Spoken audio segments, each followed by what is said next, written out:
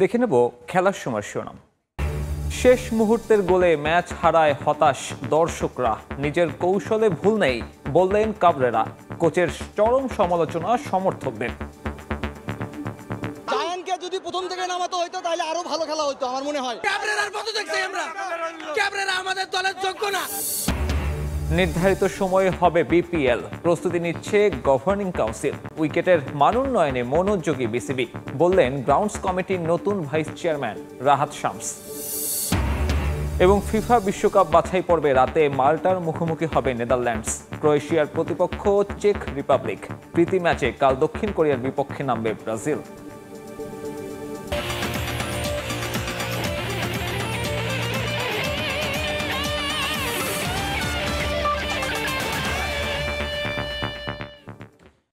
কৌশলে কোনো ভুল ছিল না, ভাগ্য সঙ্গে ছিল না বলেই হারতে হয়েছে। ম্যাচ পরবর্তী সংবাদ সম্মেলনে নিজের পক্ষেই সাফাই গাইলেন coach Javier Cabrera. Samit, Zayan ও ফাহমেদুলকে শুরুর একাদশে না খেলানো নিয়েও কোনো আফসোস নেই তার। জাতীয় দলে নিজের ভবিষ্যৎ নিয়ে কোনো শঙ্কা দেখেন কিনা এমন প্রশ্ন এড়িয়ে গেছেন কাবরেরা। সমিত মাত্রই ইনজুরি থেকে উঠে এসেছে, সে এখন পর্যন্ত পুরো 90 মিনিটের ম্যাচ খেলেনি। আমার তার সঙ্গে কথা হয়েছে, হংকং চায়নার বিপক্ষে দ্বিতীয় ম্যাচেই তার কাছ থেকে সেরাটা পেতে এই ম্যাচে তাকে শুরুর একাদশে রাখিনি। আমার মনে হয় এই দলটাই আমাদের জন্য সেরা দল ছিল। জায়ান, ফাহমেদুলদের আমি রেখেছিলাম দ্বিতীয়ার্ধে মাঠে নামানোর জন্যই, তবে দিন শেষে ভাগ্য আমাদের সঙ্গে ছিল না। অবশ্য বাংলাদেশ কোচ এখনো বিশ্বাস করেন এশিয়ান কাপের মূল পর্বে খেলার সামর্থ্য রাখে তার দল, আর সেই আত্মবিশ্বাস নিয়ে হংকং চায়না যাবে বাংলাদেশ। এখনো এশিয়ান কাপ বাছাইয়ে আমাদের সম্ভাবনা শেষ হয়নি। আমি এখনো বলতে পারি আমরা মূল পর্বে জায়গা করে নিতে পারবো। আমাদের পরের দুই ম্যাচে হংকং ও ভারতের বিপক্ষে জয় তুলে নিতে হবে। বাংলাদেশ ও হংকং চায়না ম্যাচ নিয়ে আলোচনা করতে স্টুডিওতে আছেন সাবেক অধিনায়ক ও গোলরক্ষক বিপ্লব ভট্টাচার্য। দাদা, আপনাকে ধন্যবাদ সময় দেওয়ার জন্য। ধন্যবাদ। একটা ঐতিহাসিক ম্যাচ দেখলাম, তবে শেষ পর্যন্ত আসলে একটা হৃদয় বিদারক একটা গল্প। আপনার দৃষ্টিতে আসলে ম্যাচটা কেমন ছিল? যদি বলি স্বপ্নের মতো শুরু ছিল, হামজার অসাধারণ গোল ফ্রি কিক থেকে। তারপরেই মনে হয়েছে যে আমরা একদম ব্যাকফুটে চলে গেছি। বিশেষ করে ডিফেন্ডিং লাইনটা যদি দেখি, আমরা একদম টোটালি ব্যাক ডিফেন্ডিং করছি, যেটা হাই ডিফেন্ডিং করেছে হংকং প্রথম থেকে। গোল খাওয়ার পরও কিন্তু ওরা হাই ডিফেন্ডিং করে গেছে। তো আমার কাছে যেটা মনে হয়েছে যে একটা সময় আমরা একদম লাস্ট মিনিটে গিয়ে গোল কনসিড করি। এটা যদি বলেন যে আপনার কনসেন্ট্রেশনের কথা বলবো, আমার ডিফেন্ডিং কনসেন্ট্রেশনের জন্য আমরা গোলটা খেয়েছি। বাংলাদেশ বেশিরভাগ ম্যাচ কিন্তু আমরা হেরেছি এইভাবেই, খেলার শুরুতে হয়তো গোল খেয়েছি এবং লাস্ট মোমেন্টে গিয়ে গোল খেয়েছি। তো মোমেন্টামগুলোতে যদি আমরা কনসেন্ট্রেশন ধরে রাখতে না পারি, তাহলে অবভিয়াসলি এত বড় ম্যাচে আপনি জিততে পারবেন না। তারপরে আমি খেলোয়াড়দের ক্রেডিট দিচ্ছি, খেলোয়াড়রা খুবই ভালো করে কামব্যাক করেছে। যেখানে 3-1 গোলে আমরা পিছিয়ে আছি, সেখানে 3-3 গোলে ড্র হয়েছে। সারা বাংলাদেশের 18 কোটি মানুষ কিন্তু জেগে উঠেছিল যখন সুমিতের গোলটা হয়েছে। অসাধারণ গোল করেছে আপনার মোরসালিনের একটা কর্নার থেকে অসাধারণ হেডে গোল করে কামব্যাক করেছে বাংলাদেশ। টোটাল ওই মুহূর্তেও কিন্তু আমরা চিন্তা করিনি যে এই ম্যাচ হেরে যাব। ফুটবল যে এক্সাইটিং গেম, কখনো আনন্দের কখনো বেদনা, সেটারই কিন্তু আমরা আজকে দেখতে পেয়েছি মাঠে। এবং যখন আপনার আসলে গ্যালারি ভর্তি দর্শক থাকবে, আমরা দেখেছি কি ধরনের উন্মাদনা কাজ করেছে। টিকিট সোল্ড আউট হয়ে গিয়েছিল, দর্শকদের জন্য তো একটা হতাশার দিন। দেখুন, আমাদের দর্শকরা দীর্ঘদিন পর, বিশেষ করে যদি দেখি আমাদের বর্তমান যে প্রেসিডেন্ট আছেন তাবিদ আউল সাহেব, উনি আসার পরে কিন্তু আপনি দেখুন হামজা, সুমিত, ফাহমিদুল, ওদেরকে কীভাবে এনে জাতীয় দলটাকে শক্তিশালী করা যায় সেটাই কাজ করে গেছেন এবং এখনও করে যাচ্ছেন। তো একটা জাতীয় দলের প্রোফাইলিং প্লেয়ার যখন আসে, সারা বাংলাদেশের মানুষ স্বাভাবিক দীর্ঘদিন পর আবার ফুটবলকে নিয়ে স্বপ্ন দেখা শুরু করেছে। তো আমরা আসলে কি যদি বলি যে আমরা কি বলবো, এখানে আমাদের ব্যাড লাক যদি বলেন অবশ্যই না আমি বলবো, কারণ হলো আমরা খুব কাছে ছিলাম জয়ের। আমরা 3টা ম্যাচ যদি দেখি, অ্যানালাইজ করি, ইন্ডিয়ার সাথে ম্যাচ, ওদের মাঠেও আমরা জিতে আসতে পারতাম, আমরা গোল করতে পারিনি, জিতে পারিনি। সিঙ্গাপুরের ম্যাচ দেখেন, আমরা সেম জিনিস করেছি, আমরা গোল মিস করেছি, আমরা ব্যাড গোল রিসিভ করেছি। আজকেও সেম হয়েছে, আমরা 1 গোলে এগিয়ে যাওয়ার পরও কিন্তু আমরা 4-4টা গোল রিসিভ করেছি ডিউ টু মার্কিং এবং কনসেন্ট্রেশনের অভাবে। তো এই ধরনের মিস্টেক যদি আপনি এত বড় ম্যাচে করেন, তো সুযোগ করে দেন অপোনেন্টকে, তাহলে ওরা কাজে লাগাবেই।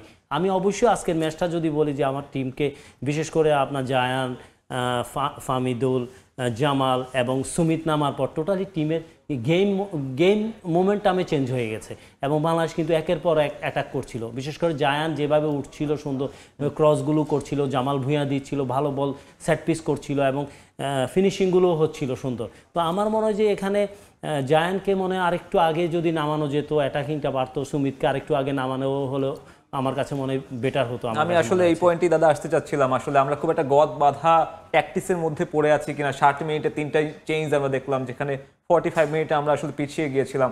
সব মিলিয়ে আপনার কাছে একাদশটা কেমন পরিবর্তিত একাদশ হতে পারতো এবং 60 মিনিটের পর খেলাটা আপনি কেমন দেখলেন? দেখুন, আমার কাছে যেটা মনে হয়েছে, যখন আমরা এক এক গোলে ড্র করে আমরা গেলাম, বিরতিতে গেলাম, তখনই আমার কাছে মনে হয়েছে যে সুমিতকে দেওয়া উচিত ছিল, সুমিত, জায়ান, জামালকে যদি ওই সময়, কারণ আমরা দেখছিলাম সোহেল টোয়েল ওরা মিস করছিল, মিস্টেক করছিল। তো আমরা এইসব জায়গায় যদি আমরা আরেকটু চিন্তা করতাম যে আরেকটু আগে যদি চেঞ্জিংগুলো হতো, আমার কাছে মনে হয় বেটার হতো।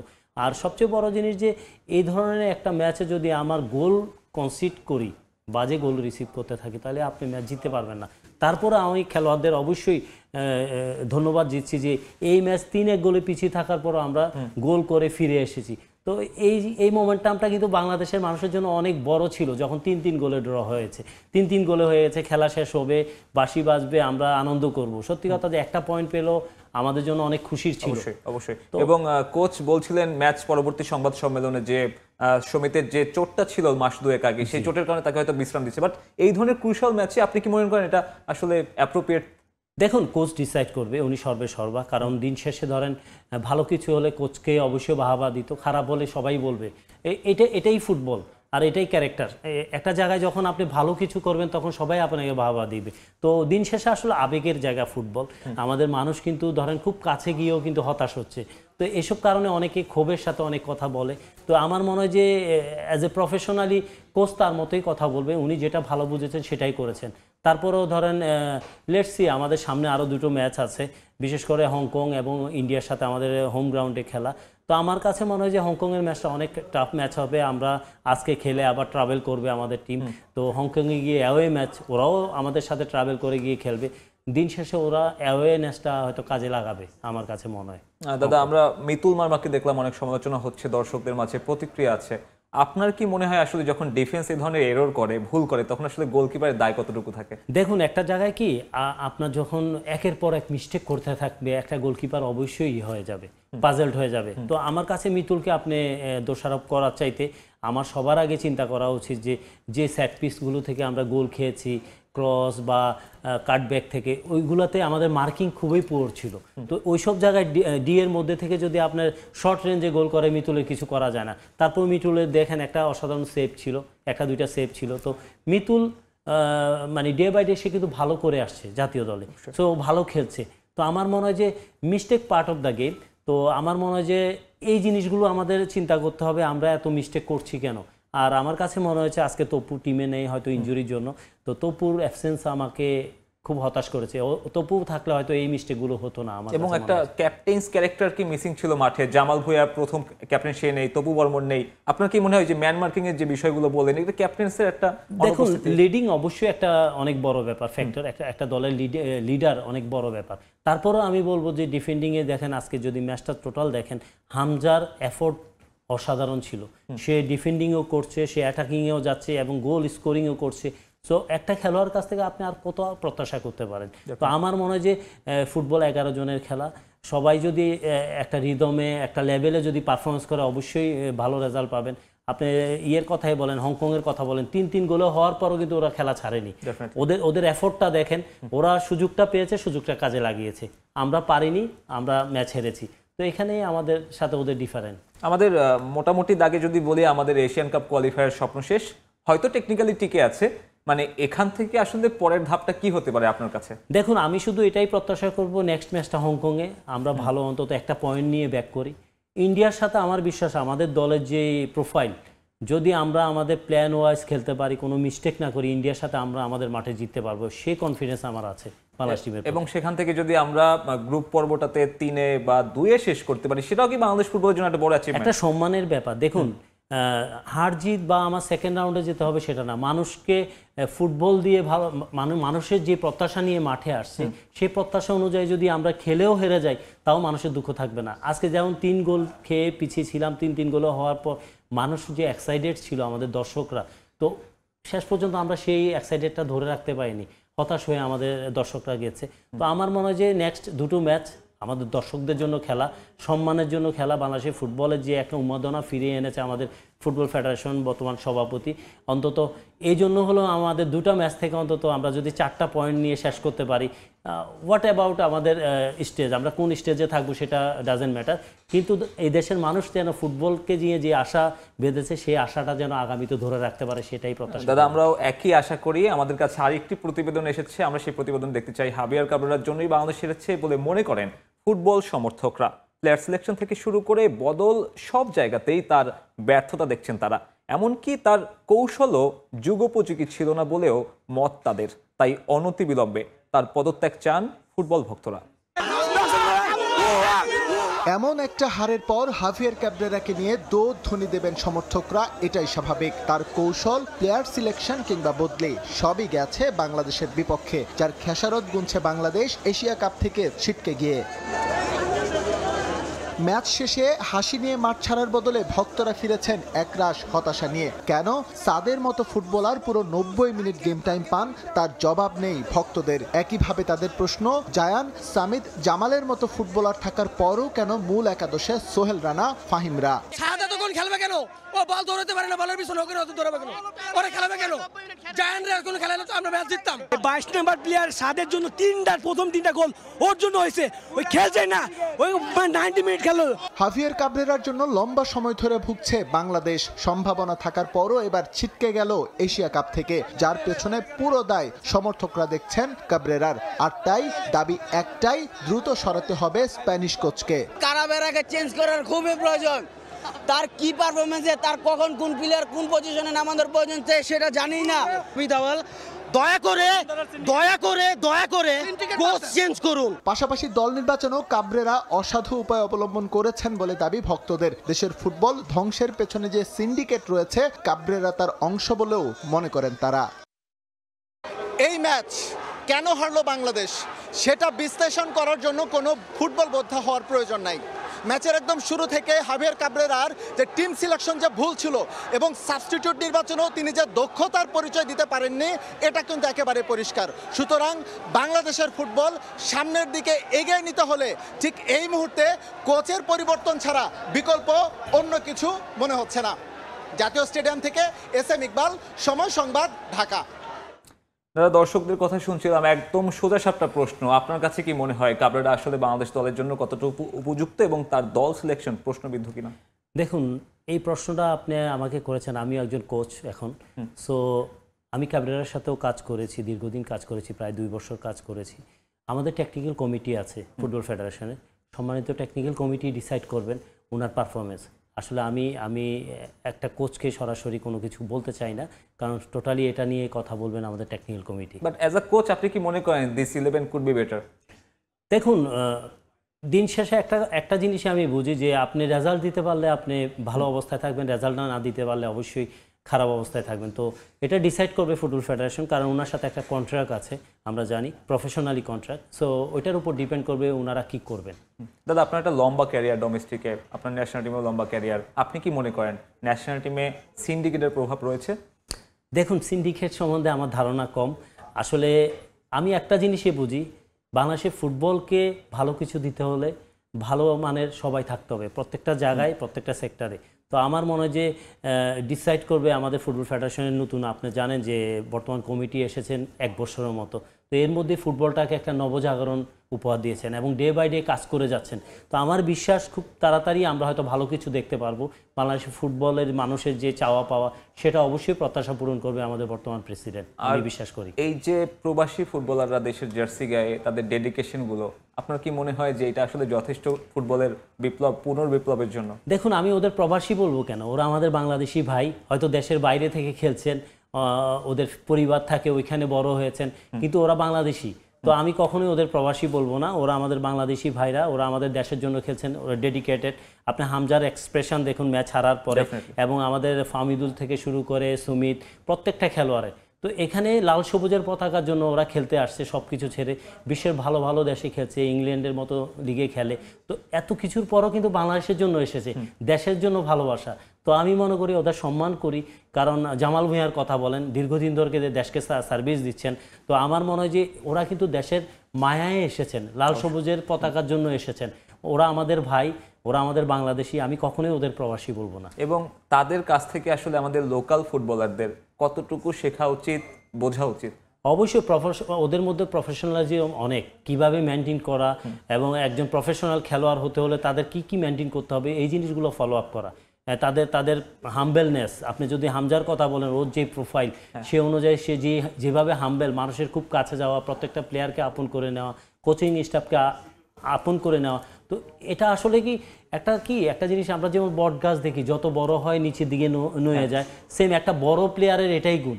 তো আমি হামজার মধ্যে, জামাল ভুঁইয়ার মধ্যে, সুমিতের মধ্যে সেই জিনিসগুলো দেখতে পাচ্ছি। ওরা অনেক বড় লেভেলের প্লেয়ার হয়ে কিন্তু মানুষকে এত আপন করে নিয়েছে। তো এটা কিন্তু একটা পরিবারের মতো, তারা লাল সবুজের জন্য খেলতে আসছে। এটা আমার কাছে অনেক বড় পাওয়া ছিল, আমার দেখা মানে সেরা। সত্য কথা যে এরকমভাবে মানুষের প্রতি ভালোবাসা দেখানো, খুব কাছে যাওয়া, মিশে যাওয়া, ওদেরকে খুব তাড়াতাড়ি ওরা মানিয়ে নিতে পেরেছে। বিপ্লব দা, আমরা আসলে এই সব হতাশার গল্পের একপাশে রেখে আমি যদি বলি 40 ধাপ এগিয়ে থাকা একটা দলকে আপনি অলমোস্ট 100 মিনিট আটকে রাখলেন, এই সব গল্পগুলোই কি আসলে সামনে যে একটা সুদিন আসতে পারে সেটার পূর্বাভাস? দেখুন, এখান থেকে আমরা শিক্ষা অর্জন করতেছি। আমরা কি কারণে হারছি, আমাদের ভুলগুলো কোথায়। আমরা যদি আমাদের ভুলগুলো নিয়ে কন্টিনিউয়াস কাজ করতে পারি, এই ভুলগুলো নিয়ে যদি আমরা শুধরাতে পারি সামনের দিকে, তাহলে আমরা ভালো কিছু প্রত্যাশাই করতে পারি। আমরা বলি যে গোল করতে পারি না, আজকে আমরা 3 গোলে পিছিয়ে থেকে 3-3 গোলে ড্র হয়েছে। তো আমরা তো পারি, সব কিছুই পারি। দেখুন, সাহসীরাই জিততে পারে, যারা সাহসী তারাই জিতবে। তো আমাদের সাহস করে খেলতে হবে, আমরা অ্যাটাকিং ফুটবলটাই খেলবো, এবং আমরা হারতে হারতেই জিতবো। আমরা মিস্টেক করব, মিস্টেকগুলো আমরা আবার ফাইন্ড আউট করবো যে আমাদের কোথায় কোথায় মিস্টেক আছে। এই জিনিসগুলো যত ফাইন্ড আউট করবো, একটা সময় গিয়ে আমরা ভালো কিছু করতে পারবো। সেই দিনের অপেক্ষায় আছি আমরা। তার মানে দর্শকদের জন্য সুদিনটা খুব কাছে। অবভিয়াসলি আমাদের দর্শকরা যে ভালোবাসা দিয়েছেন আমাদের খেলোয়াড়দের, এবং বাংলাদেশের ফুটবলকে আবার নতুনভাবে যে উন্মাদনা তৈরি হয়েছে, সেই জিনিসটা অবশ্যই আমি দর্শকদেরকে ধন্যবাদ জানাচ্ছি। আপনারা আবারও মাঠে, আপনারা এইভাবে সাপোর্ট দিন বাংলাদেশ টিমকে। আমার বিশ্বাস এই যে বাংলাদেশের খেলোয়াড়রা হতাশ করবে না, খুব তাড়াতাড়ি আমরা আপনাদেরকে ভালো কিছু উপহার দিতে পারবো, আমার বিশ্বাস। এবং ছোট্ট করে জানতে চাই একদম, ফুটবলের সেই সুদিনগুলো এখন খুব বেশি মনে পড়ে কিনা? হ্যাঁ, অবভিয়াসলি মনে পড়ে, অনেক কিছু, অনেক স্মৃতি আছে। 99 sub games, 2003 sub football, 2010 sub football, এবং 2010 south Asian games champion beach ফুটবলে, যেটা এখনও নাড়া দেয় আমাকে। তো মিস করি অনেক কিছু, বাংলাদেশের ফুটবলের অনেক কিছুই পেয়েছি আমি। এখন হয়তো আমরা আবারও সেই সামনে সেই সুদিনগুলো ফিরে পাবো। বিপ্লব ভট্টাচার্য, আপনাকে অসংখ্য ধন্যবাদ আমাদেরকে সময় দেওয়ার জন্য। দর্শক, স্টুডিওতে ছিলেন সাবেক অধিনায়ক ও গোলরক্ষক বিপ্লব ভট্টাচার্য। খেলার সময়ে আরও থাকছে। রোহিত কোহলিকে নিয়ে মুখ খুললেন শুভমান গিল, বললেন ওয়ানডে বিশ্বকাপের পরিকল্পনায় ভালোভাবেই আছেন দুই senior cricketer. World class technology দ্বারা তৈরি এক্সপার্ট ওয়াটার পাম্প, পানির সমস্যায় এক্সপার্ট সমাধান। নির্ধারিত সময়ে হচ্ছে বিপিএল, প্রস্তুতি নিচ্ছে গভর্নিং কাউন্সিল, এমনটাই জানিয়েছেন বিসিবির নতুন পরিচালক রাহাত শামস। গ্রাউন্ডস কমিটির এই ভাইস চেয়ারম্যান আরও জানান, উইকেটের মান উন্নয়নে মনোযোগী ক্রিকেট বোর্ডও। বোর্ডের যেটা বিপিএল নিয়ে যে আলোচনা, সেটা হলো বিপিএলটা হবে, এবং বিপিএলটা করার জন্য গভর্নিং বডি সেটা গঠিত হয়েছে আমাদের প্রেসিডেন্টের নেতৃত্বে, এবং ওনারা বাকি অংশ কাজ করে যথাসময়ে ওনাদের তরফ থেকে আমরা জানবো। এই মুহূর্তে আমার কাছে এই ব্যাপারে আর ফার্দার বলার মতো কিছু নাই। হোপফুলি আমার মনে হয় যে আমরা দেখি, এখন চেষ্টার সবচেয়ে ত্রুটি থাকবে না সেটা বলতে পারছি এখানে যারা কমিটিতে আছেন বা বোর্ডে আছেন তাদের তরফ থেকে। আর বিপিএলের এই যে গভর্নিং কমিটি হয়েছে, ওনারা ফার্দার ডিসাইড করে বাকি অংশটুকু ওনারা আগাবে। আমাদের যতটুকু সহায়তা লাগে আমরাও সবাই মিলে থাকবো। তো হোপফুলি ভালো হবে। বিপিএলের সাথে লিগ, সেটার একটা যে কানেক্টিভিটি, ওই টুর্নামেন্ট যে সমস্ত জিনিস থাকবে আমাদের বড়, ওই টুর্নামেন্টগুলা রাখার পাশাপাশি কিন্তু আমাদের লিগ বা অন্যান্য টুর্নামেন্ট আমাদের প্ল্যানিংয়ে রাখতে বিশ্বকাপ বাছাই পর্বের খবর। ঘরের মাঠে মাল্টার বিপক্ষে মাঠে নামবে নেদারল্যান্ডস। সরাসরি বিশ্বকাপে জায়গা পেতে হলে এই ম্যাচে জয় ভিন্ন কিছু ভাবার সুযোগ নেই অল অরেঞ্জদের। এদিকে মূল পর্ব নিশ্চিতের লড়াইয়ে চেক রিপাবলিকের আতিথ্য নেবে ক্রোয়েশিয়া। ম্যাচ দুটি মাঠে গড়াবে রাত 1:15। ইউরোপিয়ান অঞ্চল থেকে বিশ্বকাপের মূল পর্ব নিশ্চিতের লড়াইয়ে ক্রোয়েশিয়া আছে অনেকটা নির্ভর অবস্থানে। গ্রুপ এল এর পয়েন্ট টেবিলে আধিপত্য ক্রোয়াটদের। 4 ম্যাচে 12 পয়েন্ট নিয়ে সবার উপরে। টানা 2 ম্যাচ জিতলে আর দ্বিতীয় স্থানে থাকা চেক রিপাবলিক হোঁচট খেলেই নিশ্চিত হয়ে যাবে মদ্রিচদের আরও একটি বিশ্বকাপ, কারণ দলটা গোল ব্যবধানে বেশ এগিয়ে। বিশ্বকাপ বাছাই পর্বে দারুণভাবে শুরু করেছে ক্রোয়েশিয়া। প্রথম ম্যাচে জিব্রাল্টার বিপক্ষে 7-0, চেক রিপাবলিকের বিপক্ষে 5-2, মন্টেনিগ্রোর বিপক্ষে 4-0 গোলের জয়। একমাত্র ফেরো আইল্যান্ডস কিছুটা পরীক্ষা নিতে পেরেছে জ্লাতকো দালিচের দলকে। তাদের বিপক্ষে জয় মাত্র 1 গোলের ব্যবধানে।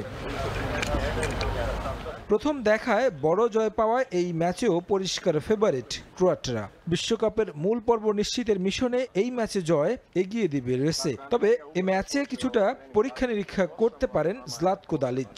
বিশ্বকাপ অনেকটা নিশ্চিত হওয়ায় বেঞ্চের শক্তিটাও দেখে নিতে পারেন কোচ।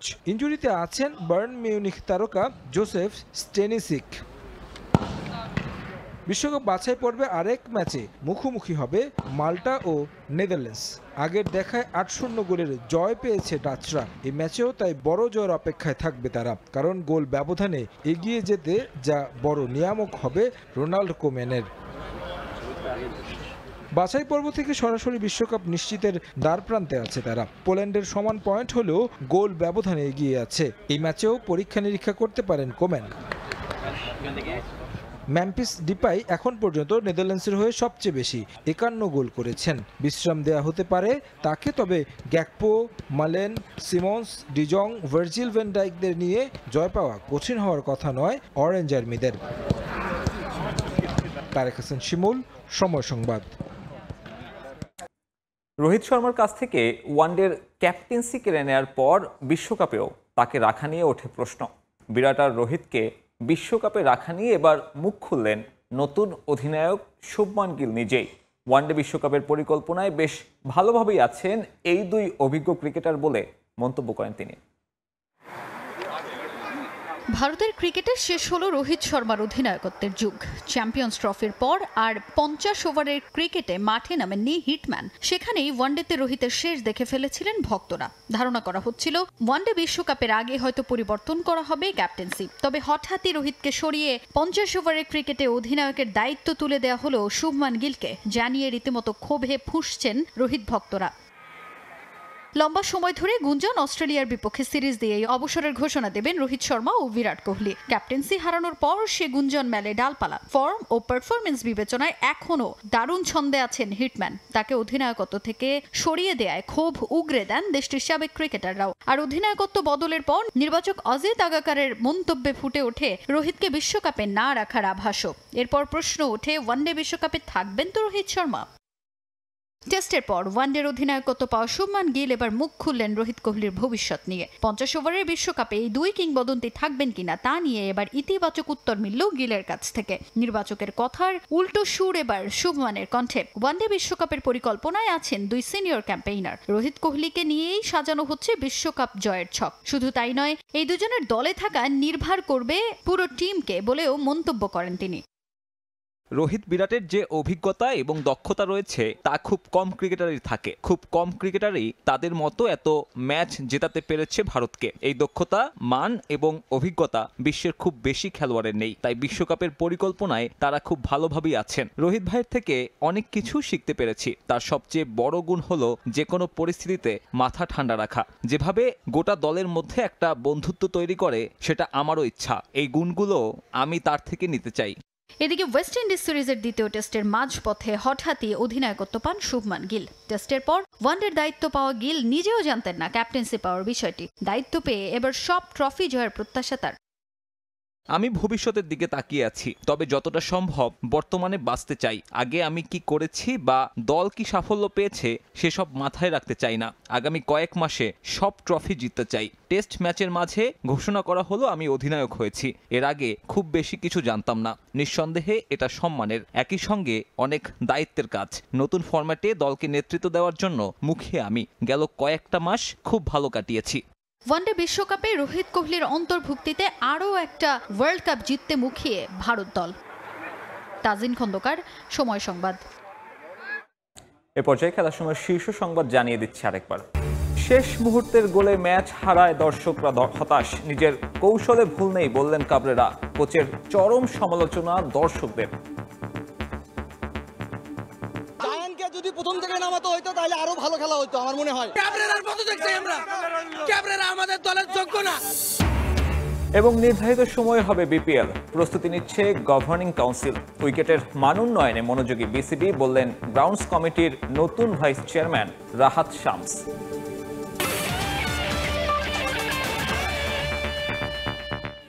এই ছিল খেলার সময়ে। প্রবাসের সময়ের সঙ্গে থাকবেন শবনব নিবিড়।